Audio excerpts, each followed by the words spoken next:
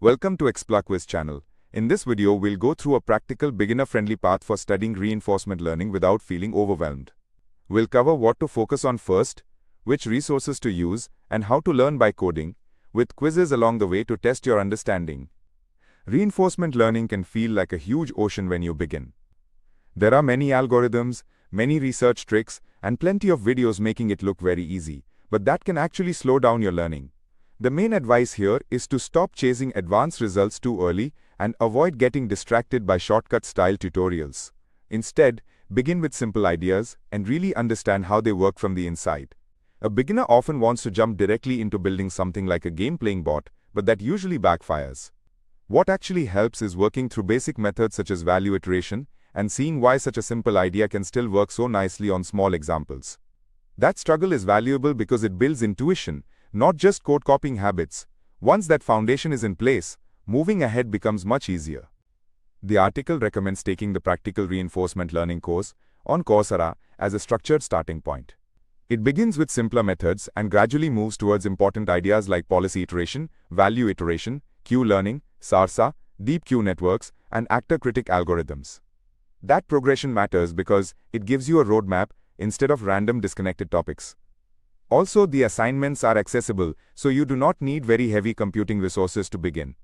A very practical tip from the article is to use your IDE and debugger as learning tools, not just coding tools.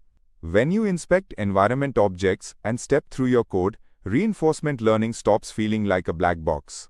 The author feels this is often better than relying only on notebooks, especially when you need to understand what is happening at each step. So that covers the first big topic. Avoid overload. Choose one structured course, and learn actively through debugging.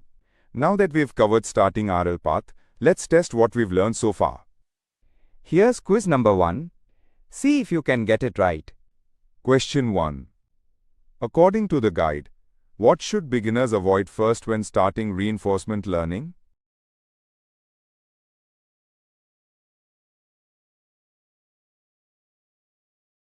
The correct answer is flashy shortcut tutorials.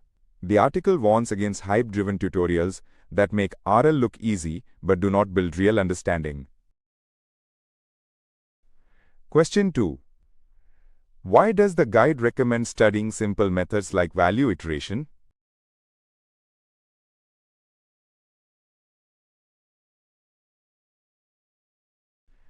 The correct answer is they build core intuition. Working through simple methods helps learners understand how RL ideas actually function before moving to advanced topics. Question 3. What is one reason the Coursera course is recommended?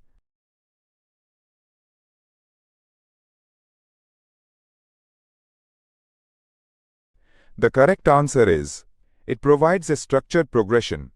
The course is useful because it moves from beginner concepts to more advanced RL methods in a logical order.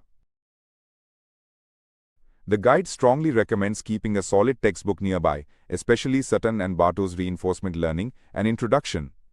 Even if textbooks seem boring at first, they often provide the clarity that scattered online posts do not. The first chapter is highlighted as a very gentle and effective introduction to RL. A smart approach is to move back and forth between the course and the textbook whenever something feels unclear. One of the most important lessons in the article is that reading alone is not enough.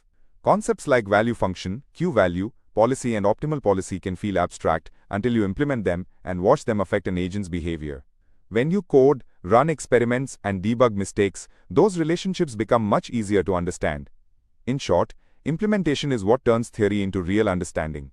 The article suggests that broader talks and lectures become more useful after you already know the basics, especially after getting some idea of queue learning. At that point, non-technical or semi-technical lectures can help you connect the dots rather than confuse you.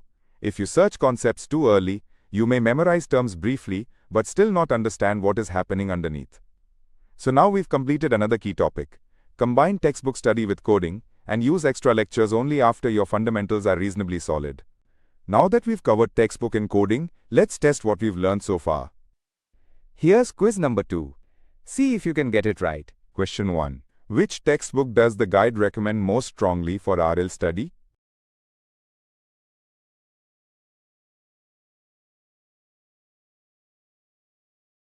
The correct answer is Reinforcement Learning, an Introduction. The article specifically recommends Sutton and Bartow's textbook as the go-to RL reference. Question 2. Why do concepts like value function and policy become clearer?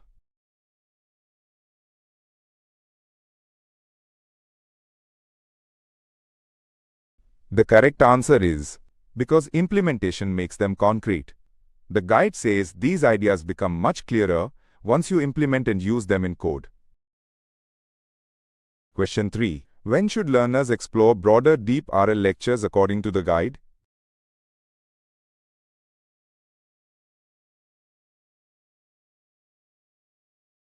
The correct answer is after understanding basic concepts. The article advises using such lectures after building enough basic understanding, especially around Q learning. Once you have some foundation, it is useful to play with interactive demos such as Deep Traffic or Karpathy's Deep Q Learning demo. These are good spaces to experiment with hyperparameters and observe what changes in performance. But the article gives an important warning here. Do not stop at random trial and error. Always try to understand why a parameter change helps or hurts the agent. Reinforcement learning can be very sensitive to parameter choices, and that makes debugging tricky. You may think your epsilon value or network architecture is the problem, when actually the real issue is a simple bug in your code. For example, updating Q values using the wrong state can completely derail learning. So before spending hours tuning, first confirm that your implementation is correct. After you're comfortable with the basics, the guide recommends broadening your exposure through Berkeley's Deep RL lectures and David Silver's RL lectures. This helps reinforce your understanding even when notation changes slightly across sources. At this stage, reading the original DQN paper also becomes realistic and useful. So that completes the learning path. Start narrow, build fundamentals, code deeply, experiment carefully, and only then expand into papers and advanced resources. Now that we've covered practice and expansion, let's test what we've learned so far. Here's quiz number 3. See if you can get it right. Question 1. What should you focus on when trying RL demos like Deep Traffic?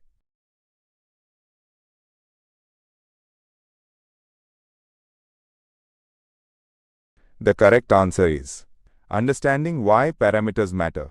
The guide encourages experimentation, but it stresses learning the reason behind performance changes. Question 2. Before spending all day tuning a parameter, what should you check first?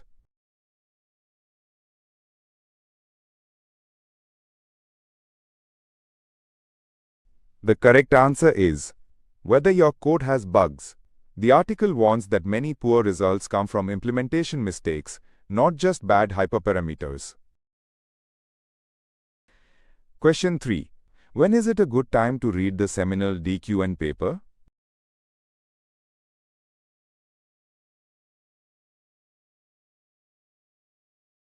The correct answer is after building basic RL understanding.